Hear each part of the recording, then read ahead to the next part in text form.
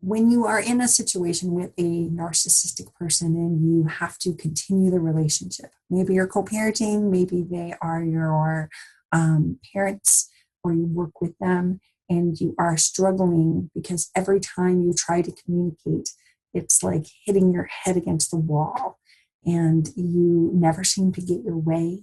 You always seem to be in battle mode and it hurts and it sucks. My guest today, Lindsey Ellison, has written a book called Magic Words: How to Get What You Want from a Narcissist. This book to me should be on everyone's bookshelf and we should all be paying attention to it. If you have to talk to your narcissist, if you've got to communicate with them and you don't want to keep hitting your head against the wall. So let's welcome Lindsey and hear what she's written in this great book. Thank you. Thanks for having me. I'm really excited to be here. And I feel so grateful to have time with you to talk to you about my work. And I'm just honored that you're here doing your work and helping so many people. Thank you. Well, we are here today to talk about your new book, and it is called Magic Words and How to Get What You Want from a Narcissist. And I got this from you on Friday, and I could not put it down. And I was so grateful that it was succinct and quick and easy to read. And I just fell in love with it and thought the world needs to know this, and people that are struggling. This book is intended for people who are stuck, not being able to go no contact, having to deal with them, having to co-parent, or if it is your parent, how do you talk to them so that you don't get defeated every time you talk to them? So your book, Magic Words, magic stands for something. Can we outline what those letters stand for? Yeah, MAGIC is an acronym. And, I'll start by saying how I created this book, and I even talk about this in the introduction, but, I came from, before I got into coaching, I've been coaching for about 7 years now, and before I did that, and before my divorce and all of the other stuff that went on in my life, I was an advertising professional. I was a marketing professional. And when we are creating any type of ad campaign to persuade a buyer to do something, we have to get into the buyer's head, right? We have to know exactly what the buyer's about, what triggers him or her, what makes them buy. And so ultimately we create a buyer persona. And so a buyer's persona is taking research and data on this particular buyer, whether it's through focus groups or qualitative analysis, quantitative analysis, and having data, and then putting together a buyer persona and making a story. Who are they? Of course, because it's a buyer and there's lots of buyers, we create one particular buyer persona that really is targeted towards what would be the most effective way. And then we create persuasive words of influence to hopefully help them buy whatever it is that you're selling. Well, I ended up mapping that kind of structure into my own personal life, even as I started co-parenting 10 years ago after my divorce. And then as I started coaching, I had a lot of people come to me based in, like what you just said was, I have to be in contact with this person, or I'm dealing with my narcissistic parent. How do I have a relationship with them, but still keep my cool and not lose my cool? And how do I put on a different lens where I feel more empowered and no longer disempowered? So that first letter within the MAGIC is mapping their persona. And I offer a way, and I give, and just to give our listeners an understanding, is this book is very workbook associated, where I give you a list of questions, and it's helping you to build the communication strategy. So that first step is mapping their persona. And the good news is you don't need focus groups or qualitative and quantitative analysis, because you know this person really, really well.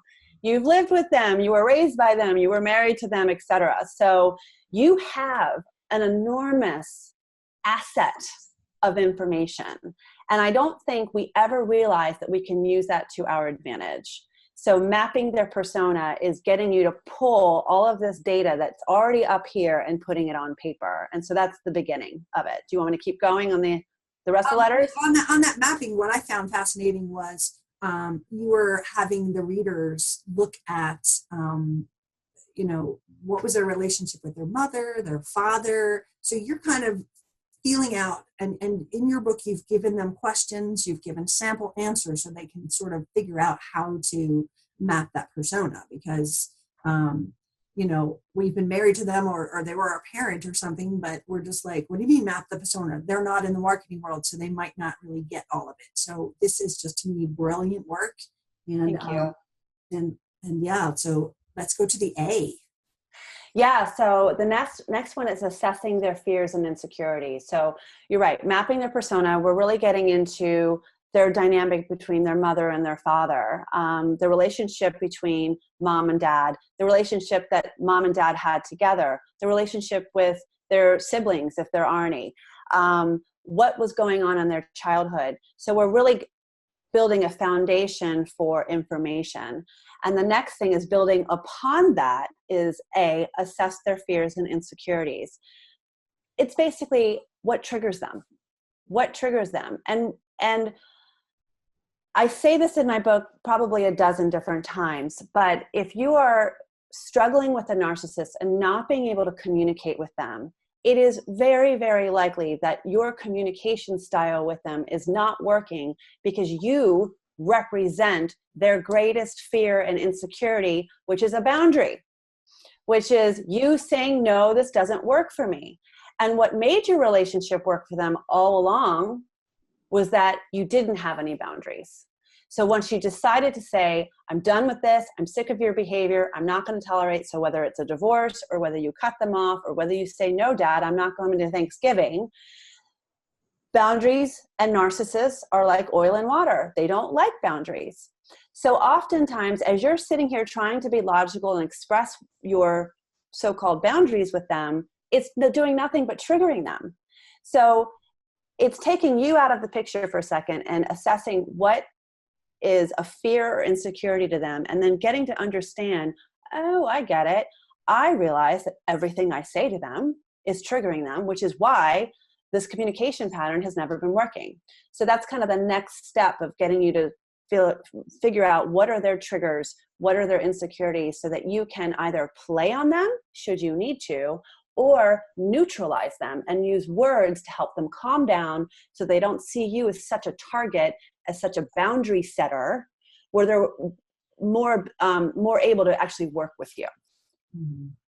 Right. And that's so important because, the wall everyone hits. It's the same wall. It's no matter what you're trying to achieve. And in most conversations, whether it's that conversation about going to Thanksgiving dinner or taking Johnny to the zoo that day, it's always, you have an objective in these conversations when you're going on and trying to remain in this very low contact state. So, I know that in this conversation pattern and in your magic words, it's setting a goal, which is the next one for the G in magic.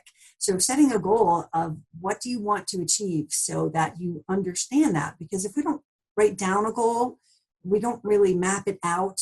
We aren't as prepared. And your book is going to help them sort of go, oh, this is what I want. And let's talk about setting the goal, because that was such a cool part to me, because it's often overlooked because we hit this wall of anger and someone just, and then we shut down. So if we have it in mind that this is what I want to do, what's the best way? I don't want to use the word manipulate them, but it is in a way. It's using words to kind of calm the situation and then get what you need. Yeah. And I think the first chapter, I don't know if it's the first or second, where the name of it is CEO of Your Life. And this relationship with your narcissist, you've got to look at it as a different relationship. It is no longer, it should no longer be a power struggle. They should not have any power over you. The best way to look at this relationship, this engagement, is a business deal. And when we are in our Personalize, I don't know how many times, I'm sure you've heard this. How many times have you heard this? I hear this from clients all the time. I am a rock star at work. I'm super successful. I love what I do. I can handle any conflict. and you know, I'm a bit of a badass, and I do really well professionally. But for some reason, this person is constantly weakening me and putting me into a place where I don't even recognize myself anymore. And it's because if you are able to do so well at work, it's because you've already mastered what it's like when you're dealing at business, professional. You don't take it personally. You don't get emotionally attached to the outcome. So I say in my book that if you are in a business deal, if you are trying to get something from, let's say you're trying to sell something, you're trying to have a business deal or negotiate, you don't go in there without a plan, or you're going to get eaten out alive. You don't worry about, nor do you tell your prospective buyer that you're super stressed out. And we don't talk about your feelings. And as you're going into the conference room, having a meeting with this person, you don't tell them that you had a horrible day and the one kid is sick and the nanny is not coming to blah, blah, blah. Why? Because emotions don't matter. So you don't share that with anybody. And it's the same thing when you're engaging with whoever narcissist is in your life. So you've got to start thinking about this entire engagement as a business deal. And so in order to do that, you don't ever come to the table without a goal. What's my goal? What do I want out of this? And a lot of the times when you realize, and you can stop, and I say this in my book, goal setting is not just overall goal. It's at every engagement. As you're about to hit reply on your phone, or if you're replying to an email, or if you've got to talk to a lawyer, or you're about to get on the phone with this person, in order for you not to get triggered yourself, you're like, what's my goal with this? Do I even need to respond? Okay, I do need to respond. My goal is to have such and such. And the minute you do that, you suddenly take away the emotion. And you're like, okay, I get it. I have a goal. And then when you don't achieve your goal, you're just going to walk away. I'm like, well, this isn't working. You're going to try a different strategy, a different way of communicating. So goal setting is really important. And it often will really eliminate or minimize is the better word. It will minimize the amount of texting you have back and forth. My ex, I share custody, 50-50 custody with him. I have 2 teenage boys. We've been divorced for 10 years. And as my kids are getting older, they are starting to see his narcissistic behavior, and it's really bothering them. And they are becoming more and more attached to me, and it's threatening him, and he's getting more and more controlling, and it's putting a lot of bullying type behavior on my kids. And do you know how many times when my kid tells me something and it triggers me and I want to pick up my phone and tell him he's an asshole and like, this is why I left you and you haven't learned anything. Do you know how many times I want to do that? Like I do reiterate in my book, this isn't easy, right? I struggle with this too. But if I was to say, if I'm mad, I will make sure my emotions, I take a walk, I will just distract myself. I'll go have some cake. I don't know, whatever it is that you have to do. But a lot of times I'll say, what is my goal here? And if I'm angry, I'll realize, you know what? My goal is I'm really pissed off and I want to wound him, not a goal. That's a goal that I have to work on myself because that is not something that's going to be effective. So the goal setting part is a really good kind of break as a pause before you have the engagement. It's really, everything that you said is so important. I love the fact that you said that if my goal is to wound him, which is everyone's natural reaction. It's you the fight or flight, and you want to fight back, and it takes a lot of control to even see that you're just being manipulated to go there. They're making you feel crazy because they're manipulating you there, but it's up to you to have that knowledge and this education that they'll get in your book to sit there and say, wait, that's only gonna like throw, like you're throwing something on the fire. It's just gonna spark up. So how do we defuse it so you still get your goal, but you're not sitting there like, calling him the asshole or the asshole. Right. Verify that, man, we're not just counting you. But it does, we want that so badly. And to remove that and make it more of a business transaction is going to save them. Yeah. And I talk about this as well, in that when you can truly master this type of communication and when you truly are able to recognize that their behavior is that it's a disorder. It is a personality disorder. It's a spectrum disorder. We forget that. There are different levels of the type of narcissism that you will see in someone. And often narcissism is an umbrella disorder for subset disorders. Okay.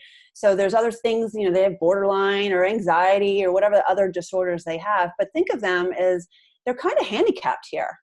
Okay. And you're not. So that already you have leverage. Where you lose your leverage is where their disorder becomes your disorder, and we absorb their disorder.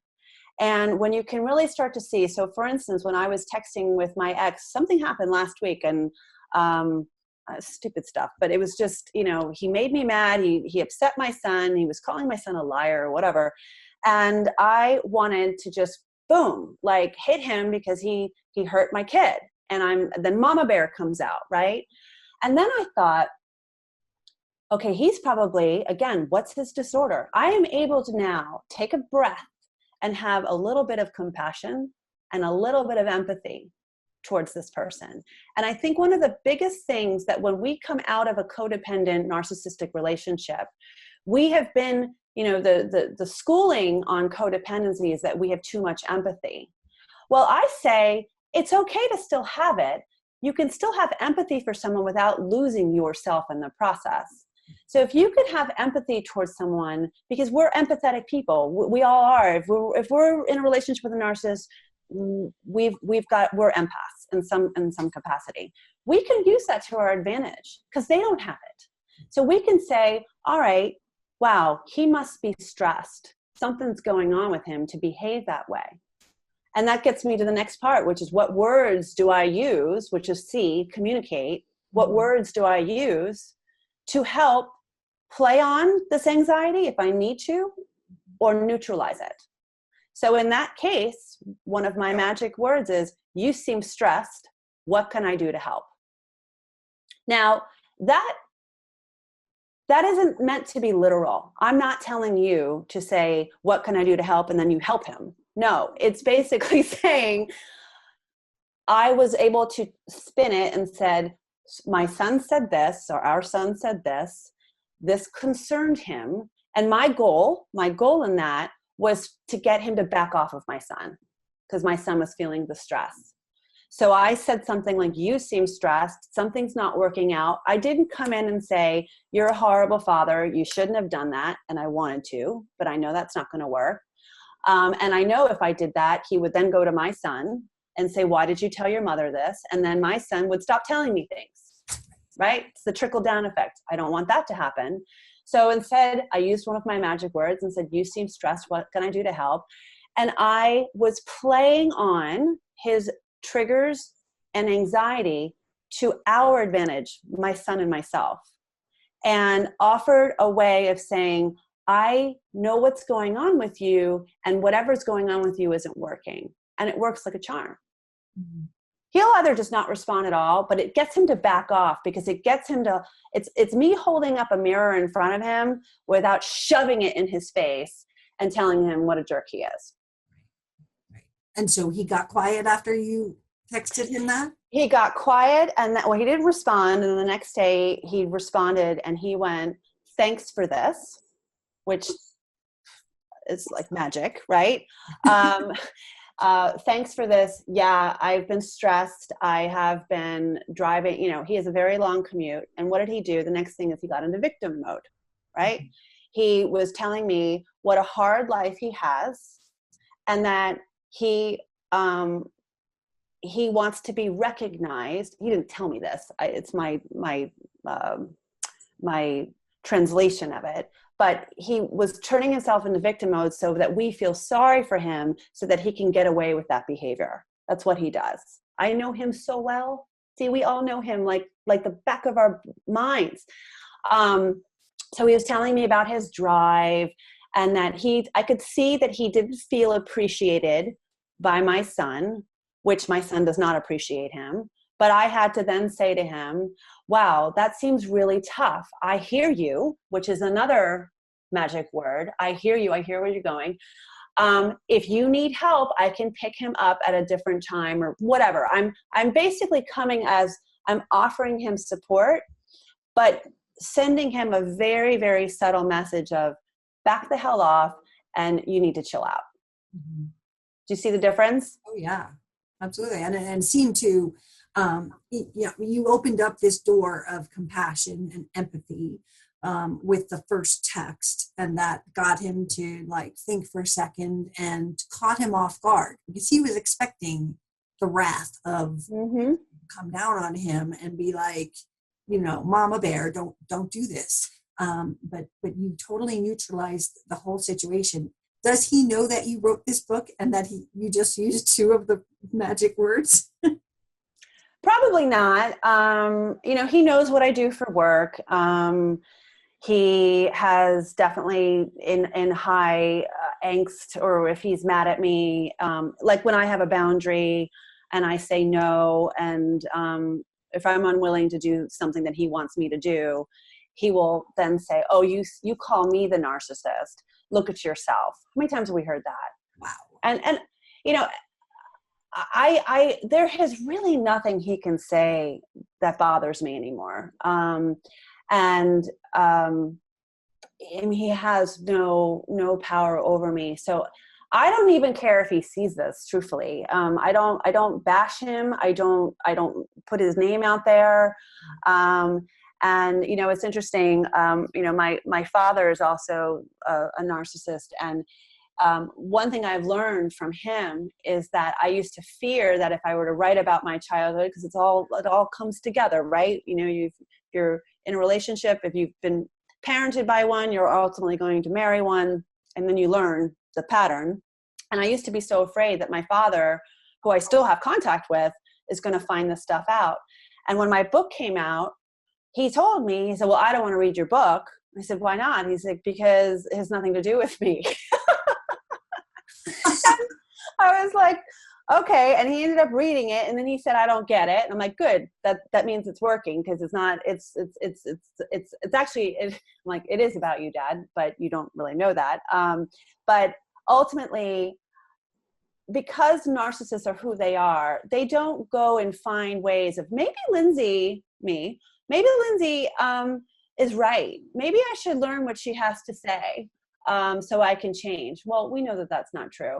So over the years, I think when I first started getting into coaching and really becoming public and really writing Huffington Post articles, and there's one that's still floating around there that I wrote maybe 5 or 6 years ago that's still viral. I still see it pop up in my own newsfeed. I actually see friends post this article. They don't even know I'm the one who wrote it. And I used to be really afraid of the retribution, but I have no fear. Yeah. Good. I would rather help people than worry about my own safety. You also didn't personalize this. I mean, no. We were talking about this before we started. There was maybe 2 pages about your story, which I immediately highlighted and went, mine. So I know that my story, it relates to millions of people as well, but I love the way you put it together. I think people are going to get such great benefit out of this. I full-heartedly suggest that people go and get this book. If you've got to talk to your narcissist, learn these skills, because once we've learned about them, and then we start to learn about us, maybe a little codependency, boundaries, people-pleasing, there's all kinds of layers we're going to have to unfold. But then we still have to talk with them. And this is the piece that you need to know that. And of all of the books I have read this year, and there's 5 on my coffee table right now, I am going to carry this in my purse. Oh, great. Help people. I brought it to a coaching appointment the other day. She's like, oh, can I have it? And I was like, no, not, but you can go buy it on Amazon. But I love this work. I love what you've done. And I encourage everyone to get out there. It is an easy thing to read, and it is an even easier thing to implement and start to change your relationship with the person simply by knowing not how not to trigger them and still get what you want, because ultimately you want him to back off your children on that text. You might want them to do something for your children or not do something for your children. And when we poke the bear, we're just going to get the angry bear. But when we can neutralize him and just keep it calmer, still might not get what you want, but there's a better chance of it because they're not on full alert and they're not in war mode. So yeah, and I had various iterations of a title. I really tried to, it was always going to be magic words, but it was another iteration of my title was how to communicate with a narcissist without losing your mind, because that's 50% of the problem, right? Is when no matter the engagement, it's us that ends up derails us for the whole day. It puts us in a really bad mood, or we feel defeated. We feel emotionally drained from the process. And so that was really the goal of this book as well, is even if these words don't work, which I know they will in some capacity, and I say this, so you could take one word and another word and put it into one sentence. These are just words and phrases that will help you communicate differently. But let's just say they don't. The entire first 3 steps of mapping their persona and knowing their insecurities and goal setting, those first 3 steps, will help you think about this entire dynamic differently. And that will ultimately, as I say, will hopefully change you from victim to victor.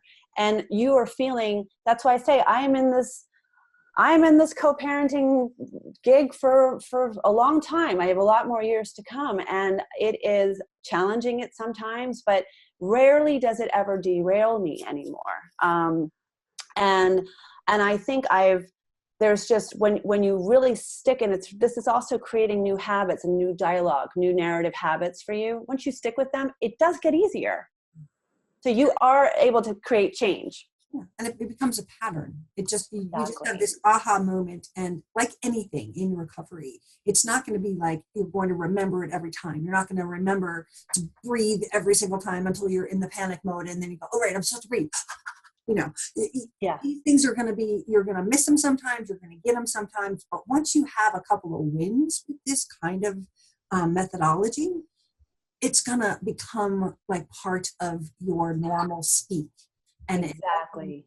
You made it small so it can fit in people's purses so that they can sit there and read it while they're waiting for soccer or when they get that text. So yeah. It's going to become second nature, and you're going to find the sweet spot, because not all narcissists are going to fall for this, but you're going to be able to, using their pains, accessing their fears and their insecurities, you're going to be able to find your sweet spot in, I want to say, manipulating them, in kind of manipulating the conversation and taking it back, taking ownership of that conversation instead of letting it ruin your day. Yeah.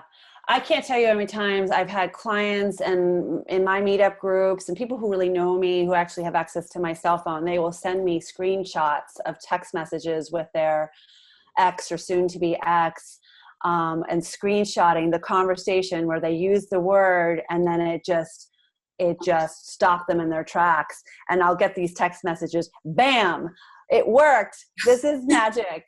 And it makes, just even if one little win is empowering, and it just takes you to the next win and the next win after that. And I do want to say, and I really thank you for recognizing that this book, while writing it, I was so excited. I couldn't type it faster once I really started to get the formula and everything written down, because I'm so excited for this, because there really isn't anything out there like this, where it empowers you, but it's just exactly what to say and when to say it and how to build this strategy. I think so often in the whole narcissism space, there's a lot of books about, the main advice is, no contact, which many of us can benefit from. But it's also really just kind of working on your inner child and working on your own triggers, which is all helpful. I'm not negating that. But everyone's like, I need more. What do I say? How do I respond? So that's why I'm really excited about this book. Me too. Me too. Well, thank you so much for joining me today. We will put all of your website information as well as a link to the book on the comments down below. And I suggest that you get this book and start to learn how to find those magic words that are going to make your life more peaceful. So Thank you. And I want to mention, I don't, just at the date of this recording, I'm working on an Audible. I just did my recording last week for half, so I should be wrapped up this weekend, and it'll be on Audible soon. And I don't think that the Audible will work well without some kind of visual workbook. So I'm going to be creating the workbook. I probably won't sell the workbook on Amazon. I'll just have it on my own website. So just keep checking back at lindseyellison.com and you'll find it. Whenever you're watching this video, it could be already up there. But it should be up there soon so that you can use that as a workbook to help you as you read along. That would be perfect. Workbooks are like my new dream thing. I love them.